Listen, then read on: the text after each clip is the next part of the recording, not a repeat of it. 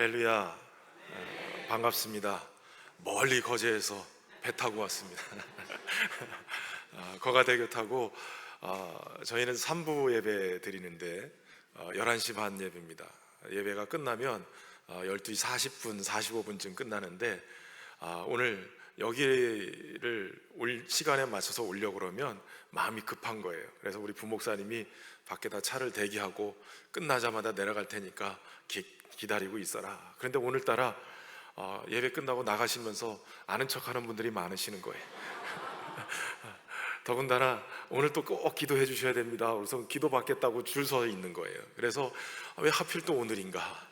그런데 또 기도 다 해주고 그러고선 저는 가운을 입는데 이제 양복 갈아입고 급하게 점심 도시락 김밥 들고 오면서 차에서 먹으면서 왔습니다.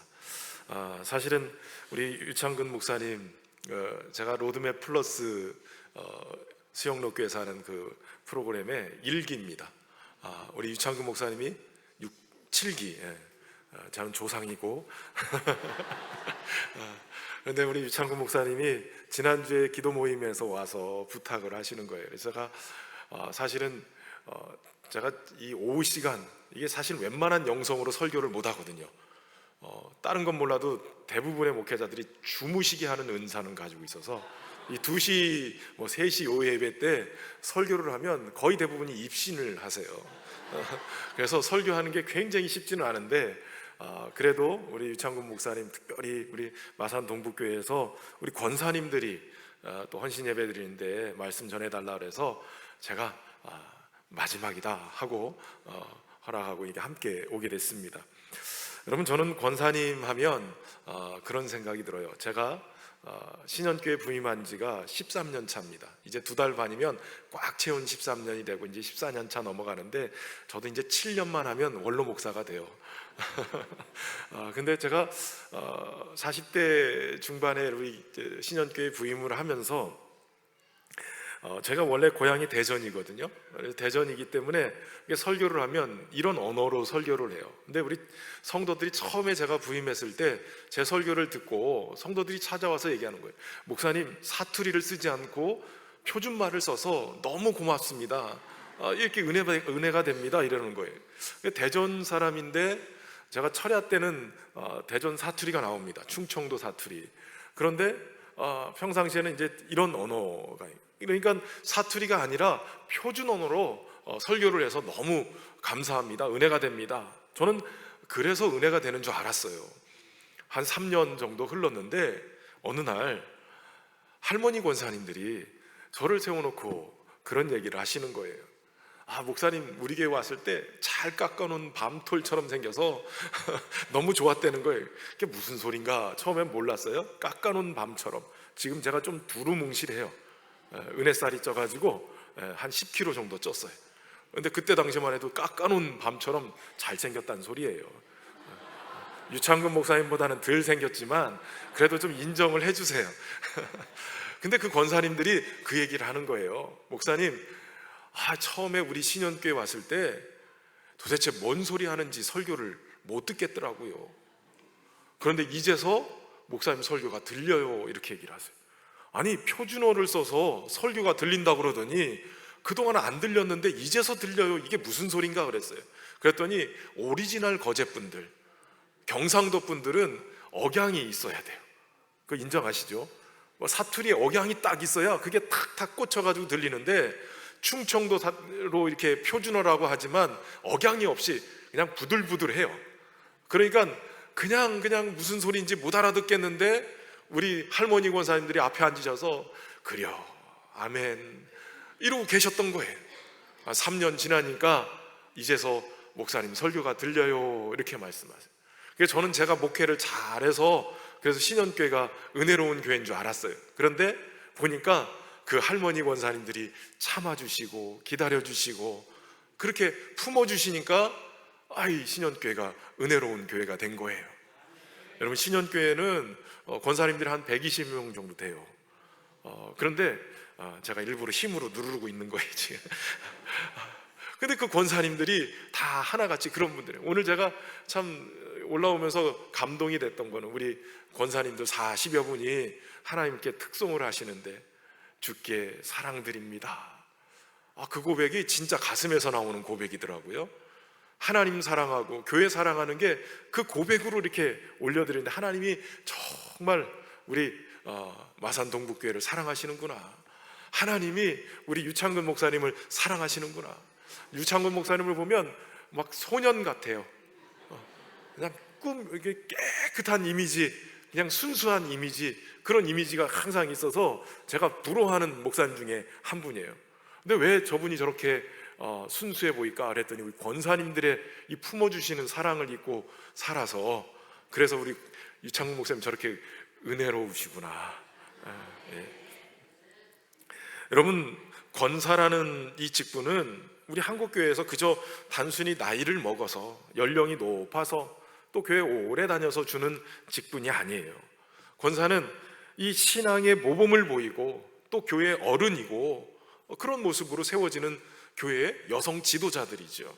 그래서 새 가족들이 왔을 때 우리 권사님들을 바라보면서 우리 교회가 이렇게 어머니 같은 푸근함이 있는 교회, 사랑의 섬김이 있는 그러한 기억되는 교회, 그런 교회라고 느껴지는 거예요. 그래서 어느 교회를 가든 우리 권사님들을 보면, 교회 어르신들을 보면 이분들이 은혜가 넘치는가, 아니면 이분들이 좀 이렇게 그 한이 많으신가, 이런 거에 따라서 많이 달라요. 저는 대전에서 전도사 생활을 하고 부목사까지 있었던 교회가 8년 정도 거기에 사역을 했는데, 그 교회는 기도를 정말 오래 하는, 많이 하는 교회예요. 기본 기도를 하면 한 3시간을 기도를 해요. 그냥 개인 기도를 그렇게 하는 거예요. 그러니까 기도를 많이 하는 은혜로운 교회죠. 은사도 넘쳤어요. 그런데 새 가족들만 오면 상처가 나. 새 가족들만 오면 막 딴 사람도 아니고 권사님들한테 상처를 받고 교회를 막 떠나요. 그래서 제가 도대체 이게 뭔가, 아니 기도 많이 하는 권사님들이 왜 새 가족들한테 상처를 주고 이렇게 떠나보내나. 그래서 대학원 공부를, 상당 공부를 했어요. 내적 치유 도대체 뭔가. 그랬더니 이분들이 기도는 하는데 사실은 하나님의 은혜 안에서 이 안에 있는 응어리들이 녹아야 되는데, 상처의 돌멩이들이 녹아야 되는데 맨날 중보기도 한다고 남의 기도만 하다 보니까 그 기도가 내 안으로 들어와서 성령께서 내 마음에 돌덩어리를, 한 덩어리를 빼내주고 부들부들하게 만들어줘야 되는데 그런 기도를 못 하신 거예요. 제가 오늘 와서 우리 동북교회 우리 권사님들 보니까 하나같이 한이 맺힌 분들은 없는 것 같아요.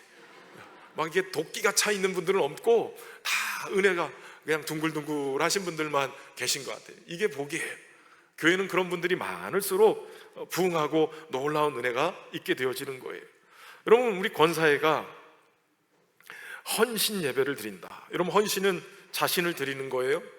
그냥 자신 속에는 시간과 물질과 에너지, 모든 것들을 멈추지 않고 계속 쏟아붓는 것을 얘기해요. 그러니까 나의 삶의 전체를 드리는 것을 얘기하지요. 제가 신현교회 부임해서 처음에 여전도에서 3.1절 기념 예배를 드려야 된다. 그래서 저녁 예배 때 3.1절 기념 예배를 드려야 된다. 그래서 예배를 드렸어요. 3.1절 기념 예배니까 설교를 또 3.1절에 맞춰야 되잖아요. 거기 맞춰서 다 준비하는데 국채보상운동 뭐 이런 거에 우리 여전도회가 열심히 헌신을 했는데, 귀걸이, 목걸이, 이 보석이 나라를 잃었는데 이게 뭐가 필요하겠느냐, 나라가 팔리는데. 그래서 이걸 다 모아가지고 여전도회가 헌금으로 하나님 앞에 올려드린 거예요. 부채를 다 우리 하자 이래가지고 이런 얘기를 했어요. 그랬는데 그 다음 주가 됐어요. 우리 회계부에서 목사님, 지난주에 목사님 설교하고 나서 헌금함에 이게 헌금이 들어왔는데 헌금만 들어온 게 아니라 금목걸이가 하나 들어왔어요. 금목걸이, 국채보상운동에 이것저것 뺐다고 그랬더니 이분들이 갑자기 은혜가 뜨거워져 가지고 이것저것 다 빼가지고 막 금목걸이를 갖다가 넣어놓은 거예요. 여러분, 그저 말로만 헌신이 아니라 그저 하나님 말씀에 순종해서 드리는 것, 이게 헌신이에요. 여러분, 존 파이퍼 목사님은 헌신이란 말을 이렇게 표현해요. 헌신이란 내 삶을 하나님께서 쓰시도록 내어드리는 자유로운 결박이다. 이게 말이 이해가 잘 안 되는 내용인 것 같아요. 결박이면 결박인데 이게 자유로운 결박. 여러분, 헌신은 기꺼이 내가 즐거이 내 영혼 즐거이 주께 드리나이다. 이게 헌신인 거예요. 억지로가 아니라 1년에 한 번씩 그냥 모여서 헌신 예배 드리는 헌신이 아니라 기꺼이 주님 주시는 사명을 감당하기에 기꺼이 감사함으로 드릴 수 있는 것, 이게 헌신인 거예요. 우리 권사회뿐만 아니라 이곳에 있는 모든 우리 성도들도 하나님께 기꺼이 드리는 그 헌신을 하나님 앞에 할 수 있기를 바랍니다. 로마서는 사도 바울이 3차 전도 여행을 마치고 고린도에서 기록한 편지예요. 당시 로마 교회는 유대인과 이 이방인 신자들이 함께 있었고 또 그 안에 갈등과 긴장이 같이 공존하고 있었어요. 근데 바울은 이 로마서를 통해서 이 복음이 무엇인지 이 본질에 대해서 얘기하고 서로 환대하고 인정하는 것을 권면해요. 그리고 이 로마서의 끝부분인 16장에 와서 바울이 26명의 이름을 언급을 해요. 그들에게 문안 인사를 전하라는 거예요. 다시 말하면 교회는, 초대교회는 다 이렇게 하나님 앞에 헌신한 개인의 헌신 위에 세워졌음을 얘기하는 거예요. 마산동북교회가 어느 날 갑자기 뚝 떨어진 게 아니라 계속해서 누군가의 눈물의 기도와 헌신으로 세워진 거예요. 그 헌신 속에 오늘 본문에 3명의 여성이 등장합니다. 베베, 브리스가, 마리아. 이 3사람, 어떻게 보면 사도 바울에게도 기억이 남고 초대교회도 이름이 알려지는 그런 중요한 여성 리더십을 지금 말해주고 있는 것이죠. 이들을 통해서 오늘 3가지만 잠깐 살펴보겠습니다. 우선 베베, 이 베베는 어떤 헌신을 했느냐? 추천을 받을 만한 헌신을 했어요. 오늘 본문의 1절에 보면 내가 갱그리아 교회의 일꾼으로 있는 우리 자매 베베를 너희에게 추천한다 라고 얘기해요. 여러분, 베베는 갱그리아 교회의 일꾼이에요. 특별히 이 갱그리아는 고린도 동쪽의 항구 도시예요. 상업과 교류가 활발했던 곳이에요. 그래서 다양한 문화와 사상이 오가는 곳이었는데 이곳에 교회가 세워진 거예요. 그러니까 어찌 보면 이 항구 도시의 고린도 이 갱그리아에 이 교회가 세워진 것을 통해서 더욱더 복음이 확장되어질 수 있는, 교회가 부흥될 수 있는 그러한 근거가 그 안에 있는 거예요. 근데 거기에 누가 있느냐? 바로 베베가 있는 거예요. 베베는 일꾼이다 라고 표현하고 있는데 이 일꾼이 디아코노스라는 단어를 써요. 우리가 흔히 집사 그러면 영어로 디콘이라고 쓰는데 이게 거기서 나온 말이에요. 그래서 우리가 베베하면 베베 집사 이렇게 표현도 많이 합니다. 그런데 그를 일꾼 디아코노스라고 표현했기 때문에 그렇게 얘기하는 거예요. 다시 말하면 여러분, 베베는 봉사자로, 일꾼으로 인정받은 사람이에요. 그리고 이것이 단순히 봉사하는 봉사자가 아니라 교회에서 공식적으로 인정해준 그러한 직분의 사람인 거예요. 그러니까 한마디로 얘기하면 우리 권사님들처럼 이제 항존직으로 탁 임직을 해가지고 공식적으로 우리 마산동북교회 특별히 여성 지도자들, 권사님들이다 라고 선포하고 있는 거예요. 그리고 이 베베를 바울이 지금 추천하고 있어요. 여러분, 추천, 이것은 헌신이라는 말과 같아요. 다시 말하면 헌신이라는 것은 주의 종에게, 누군가에게 추천할 만한 헌신을 한 사람이야 된다는 거예요. 사실 바울이 이 여인을 추천할 때는 그의 신앙과 헌신이 로마 교회에도 본이 되기를 바랬어요. 그래서 그녀를 소개하고 본으로 삼고 지금 이 전승에 의하면 로마서를 고린도에서 바울이 써가지고 누구를 통해서 보냈냐면 이 베베에게 보내서 로마 교인들에게 전달하는 거예요. 그러니까 이런 일꾼이 있다, 추천할 만한 일꾼이 있는데 이 손에 내가 로마서를 써서 보내니까 봐라 하고 아예 사람을 보내버린 거예요. 이런 사람이 있으니 내가 추천한 이 사람을 너희가 봐라 라는 거예요. 여러분, 편지를 전한다는 것 당시에는 그냥 심부름이 아니었어요. 여행의 위험도 있고 또 이 문서를 전달하는 것은 여러 가지 정치적으로 종교적으로 상황이 이렇게 잘못되어지면 큰 문제가 될 수 있기 때문에 웬만한 사람을 그냥 보내지 않는 거예요. 추천할 만한 사람을 보내는 거예요. 믿을 수 있는 사람, 목숨 걸고라도 이 사명을 감당할 수 있는 사람을 추천하는 거예요. 그만큼 이 베베는 책임감과 신실함이 검증된 사람인 거죠. 그리고 여기에 이 봉사자다라고 얘기했을 때 그가 그냥 단순히 일만 하는 봉사자가 아니라 바울은 2절에 그가 여러 사람과 나의 보호자가 됐다라고 표현하고 있어요. 여기 보호자라고 쓴 단어가 프로스타티스라는 단어를 써요. 후원자, 보호자라는 뜻이에요. 그러니까 지금 이 베베는 어떤 사람이었느냐? 후원하는 사람이었어요. 재정적으로도 여러 모습으로 도와주는 사람이었고, 그리고 보호자였어요. 성도들을 보호하고 목회자를 보호하고 우리 교회를 보호하는 보호자였다는 거예요. 교회 밖에서도 영향력 있는 인물이었을 뿐만 아니라 자신의 시간과 또 재산을 사용해서 교회를 돕고 사람들을 돕는 역할을 했다는 거예요. 저는 대전에서 사역을 하다가 이제 청주로 갔거든요.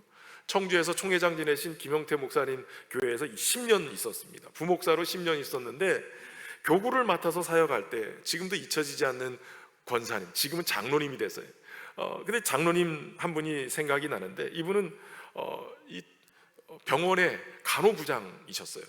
꽤 큰 병원의 간호부장. 그럼 굉장히 직급이 높은 거거든요.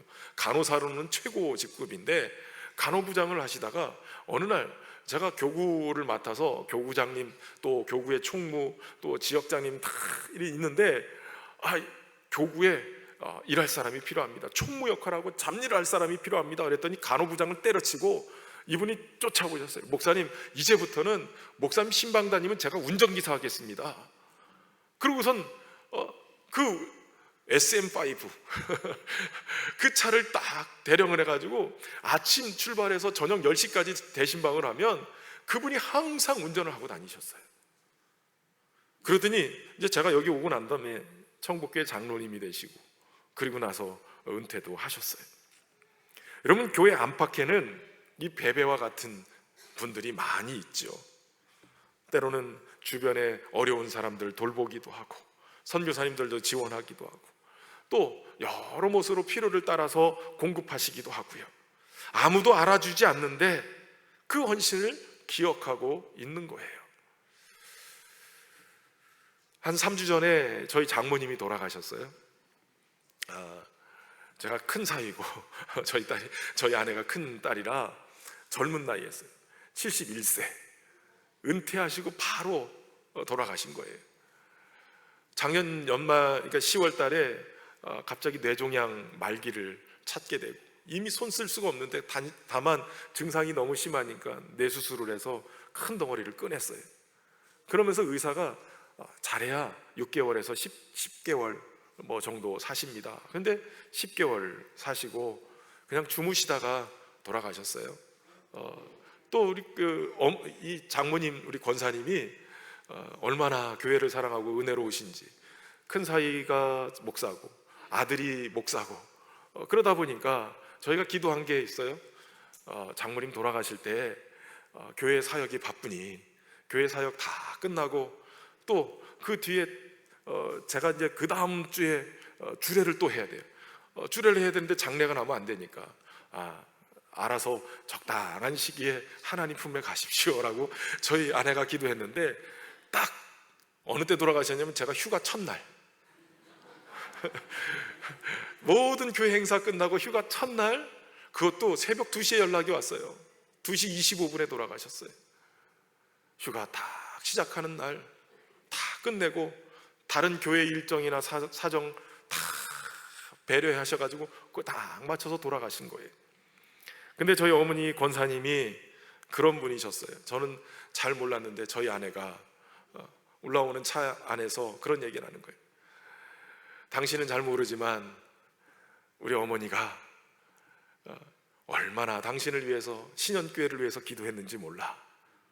부임한 첫날부터 혹시라도 쫓겨날까 봐 어머니가 얼마나 금식 기도도 하셨나 몰라. 부임하자마자 얼마 있다가 교회 건축한다고 해서 교회 건축한다고 시작을 하는데 이게 뭐 어디다 말은 못하겠고, 저희 아내가 전화해서 이런 문제가 있고 저런 문제, 교회에 여러 문제가 있으면 어머니한테 항상 전화해서 기도 부탁을 하는 거예요. 그럼 우리 어머니는 금식 기도를 하시는 거예요. 심지어는 몸이 너무 힘들어서 제대로 드시지 못할 때도 하지 말라고 해도 금식 기도를 하는 거예요. 그러니까 그 기도 속에 교회가 은혜롭게 여기까지 오게 된 거예요. 저는 우리 장모님은 어디 가서 이렇게 탁 뛰어나게 막 나서서 일하시는 분은 아니었는데, 그런데 항상 뒤에서 조용히 교인들을 사랑하고 뒤에서 이렇게 목사님 서포트하고 기도해 주시고 그런 역할을 하셨어요. 지금 이제는 그런 기도를 천국 가서 하시긴 하실 것 같긴 한데 너무 아쉽기도 하고 좀 그래요. 여러분, 하나님께서 사랑하시는 권사님 어떤 분이에요? 인정받을 만하고 교회에서 추천할 만하고 목사님이 어디 가서 자랑할 만한 그런 권사님, 우리 마산동국교회 권사님들은 다 그런 분들로 믿습니다. 그런 분 되시기를 주의 이름으로 축원합니다. 두 번째 살펴볼 사람은 브리스가예요. 위험을 감수한 헌신의 사람. 3절에 보면 바로 이 브리스가가 나오죠. 여러분, 원래 브리스가라고 표현했지만 우리가 아는 이름은 브리스길라이죠. 브리스길라와 또 남편의 이름이 아굴라예요.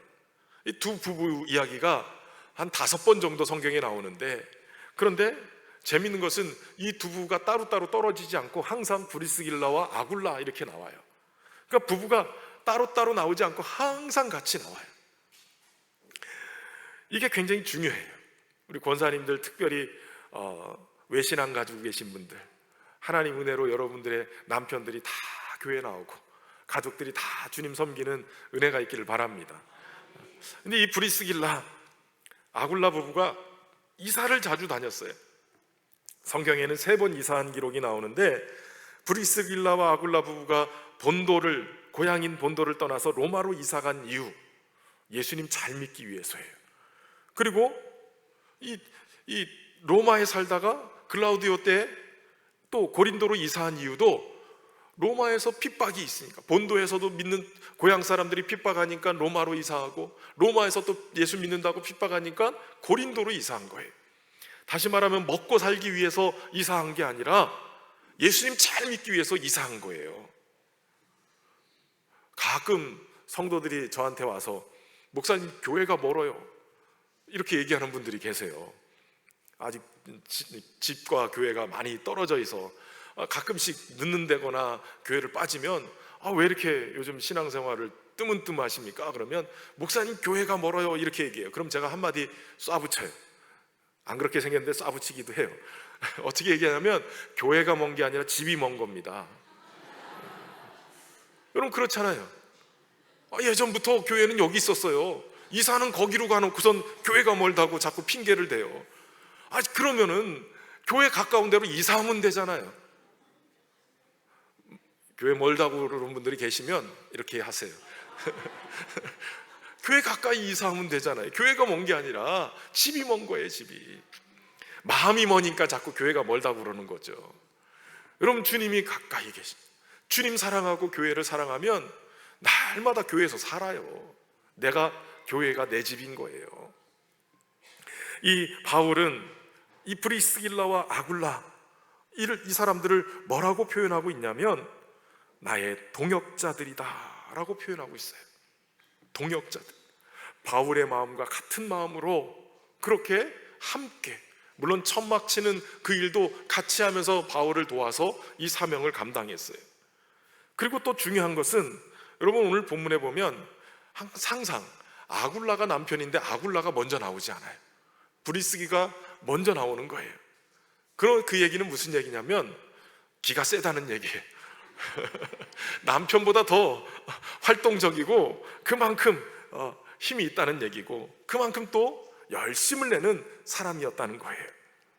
그런데 오늘 바울은 그들이 단순히 협력자, 동역자가 아니라 4절에 보니까 그들은 내 목숨을 위하여 자기들의 목까지도 내놓는 사람이다 이렇게 얘기를 해요. 바울의 생명을 위해서, 바울을 돕기 위해서 목을 내놓을 정도로, 자신의 생명을 내놓을 정도로 그렇게 헌신된 사람이라는 거예요. 연말쯤 되면, 11월 때쯤 되면 교구장, 구역장 뭐 이렇게 맡으라고 다 연락이 가잖아요. 그러면 다들 막 못한다고 막 도망가는 분들이 계세요. 이 동네는 아니겠죠. 저쪽 동네는 그럴 건데, 한 번은 제가 청주에 있을 때 권사님, 교구장 이번에 맡으셔야 돼요. 청북교회는 구역이 한 10개가 지역으로 묶이고 지역에 한 6, 7개가 교구로 묶어요. 그러니까 꽤 큰 거죠. 그런데 그 교구장을 맡으라고 그러니까 이 책임이 무섭잖아요. 권사님이 저는 못해요, 목사님. 아니, 맡으시라니까. 못해요. 왜 못해요? 제가 심장병이 있어요. 그래서 무리하면 심장이 멈춰요. 죽기 싫다 이 얘기예요. 그런데 제가 그때만 해도 얼마나 셌는지, 권사님, 교구장 하면 심장병 아무 문제 안 돼요. 교구장 하면 하나님이 지켜주세요. 낫습니다. 그랬더니 덜컥 이분이 아멘 해버렸어요. 이게 무서운 거예요. 혹시라도 이렇게 아멘하고 교구장을 하다가 갑자기 심장병이 도져버리면 그 책임 누구한테 있어요? 목사한테 있잖아요. 그때부터는 제가 이제 발등에 불이 떨어졌어요. 하나님, 아멘을 했습니다. 교구장 안 되는데 하나님 어쨌든 간에 책임지십시오. 근데 정말이요, 밤 10시까지 날마다 신방 다니는데 그 권사님 심장이 안 멈췄어요. 도리어 더 건강해지신 거예요. 제가 떠나오고 나서 그분이 지금도 기도해 주고 계시거든요. 지금도 제가 13년 됐는데도 지금도 날마다 기도하고 계세요. 그 권사님이 한 번씩 전락이 와서, 목사님, 지난번에 우리 교구 맡으신 목사님이 누구한테 교구장 하라고 했더니 또 못한다고 빼더라고요. 그래서 제가 한마디 해줬어요. 그래, 뭐라고 하셨어요? 그랬더니 목사님 말씀에 순종하면 심장병도 나서 이랬다는 거예요. 멀쩡하게 건강하게 그 사명을 감당했다는 거예요. 여러분, 주님을 위해서, 또 주의 종을 위해서 목까지도 내놓은 사람, 이 사람이 브리스가예요. 결국 그의 헌신과 그 노력으로 어찌 보면 이 에베소 교회도 세워진 거예요. 그 가정에서 출발한 것이 바로 에베소 교회거든요. 여러분, 그 일을 통해서 하나님이 영광을 받으시는 거예요. 많은 사람들에게 헌신하라, 헌신하라 말만 하는 게 아니라 헌신의 모범이 되어야 하는 것이죠. 마지막 세 번째는 마리아예요. 많이 수고한 헌신의 모습을 보여주고 있어요. 지금 바울은 마리아를 소개하면서 너희를 위하여 많이 수고한 사람이다 라고 얘기를 해요. 수많은 핍박과 어려움 속에서도 묵묵히 교회를 섬겼던 그 여인을 바울은 많이 수고했다고 그래요. 이 많이 수고했다는 말은 한마디로 무슨 얘기냐면 지치도록 애쓰고 땀 흘려 일하고 고된 수고를 계속했다는 뜻이에요. 극심한 수고를 했다는 거예요. 단지 한 번씩 나와서 이렇게 도와줬다는 게 아니라 정말 지쳐서 쓰러질 정도로 그렇게 헌신을 했다는 거예요. 여러분, 초대교회는 엄청난 프로그램, 건물 이런 게 없었어요. 꾸준히 누군가가 뒤에서 헌신하고 수고하고 이렇게 애를 써야 교회가 됐던 거예요. 우리 마산동구교회가 오늘날 여기까지 오게 된 것, 우리 권사님들 뒤에서 이렇게 모르게 헌신하고 수고한 그러한 땀의, 기도의, 눈물의 결과인 줄로 믿습니다. 이렇게 되면 또 남자들이 좀 불편해지시잖아요. 우리 장로님들도 그런 수고 하나님이 기억하시는 줄로 믿습니다. 우리 신현교회는 이 카페가 있어요. 카페가 일반 사람들도 와가지고 이렇게 커피를 마시고 갈 수 있도록 카페가 잘 지어져 있습니다. 한 80평 정도 되는데요. 초창기 이거 시작할 때 다 유급봉사를 뒀어요. 매니저도 얼마, 물론 딴 데보다 좀 반 정도밖에 안 줬지만 유급봉사를 뒀어요. 그런데 코로나가 딱 터지고 난 다음에 유급봉사의 그 월급을 감당을 못하는 거예요. 수입도 없고 아무것도 없는데, 그러니까 성도들의 헌금을 가지고 유급봉사자들 월급을 주려고 하니까 이게 너무 힘든 거예요. 그래서 문을 닫고 유급봉사자들을 다 이제 다른 데 가서 일하라고 하고 멈춰놨어요. 한 1년 정도 카페를 문을 닫고, 그 다음 이거 어떻게 할 거냐, 카페를 운영하는데 이걸 유급봉사자를 두어서 이걸 가지고선 교회 성도들의 헌금을 가지고 계속 넣을 수는 없지 않느냐. 장로님들하고 상의하고 무급봉사를 두자. 그전에는 돈 받고 일하던 거를 교회에서 무급으로 하자. 그러고 나서 모집을 했어요. 무급봉사다 무조건. 카페에 와서 계속 출근하는, 거의 직원처럼 출근하는 매니저 권사님 한 분이 지원했어요. 이분이 사실은 폐암으로 수술을 하고 항암 치료를 받는 분이에요. 그런데 하겠다는 거예요. 2년 동안 무급으로 얼마나 열심히 내셨나 몰라요. 그 헌신이 이제 2년이 끝나고 다른 권사님이 지금 2년째 맡고 계세요. 날마다 출근해요. 저녁에 5시면 퇴근하는데 열심을 내시는 거예요. 수십 명의 봉사자들을 잘 다독거리면서 그렇게 일하시는 거예요. 때로는 그 수고가 보상받지 못할 것처럼 느껴지고 칭찬받지 못할 것처럼 느껴지고 어떤 때는 헛된 것처럼 느껴질 때도 있어요. 그러나 그 수고가 결국은 교회를 든든히 세우고 자랑이 되어지고 은혜가 넘치는 교회가 될 수 있도록 그렇게 기초가 되어지는 거예요. 저는 소망하기는 오늘 헌신 예배를 드리는 우리 권사님들, 이렇게 인정할 만한 헌신, 또 더 나아가서는 또 많은 사람들에게 또 귀하게 여김을 받지만 목회자에게 위험을 감수하지만 생명까지 아끼지 않고 헌신하는 그런 헌신, 더 나아가서는 많이 수고하는 그 헌신을 통해서 사랑의 섬김으로 기억되어지는 그러한 귀한 은혜의 우리 권사님들 되기를 주의 이름으로 축원합니다. 기도하겠습니다.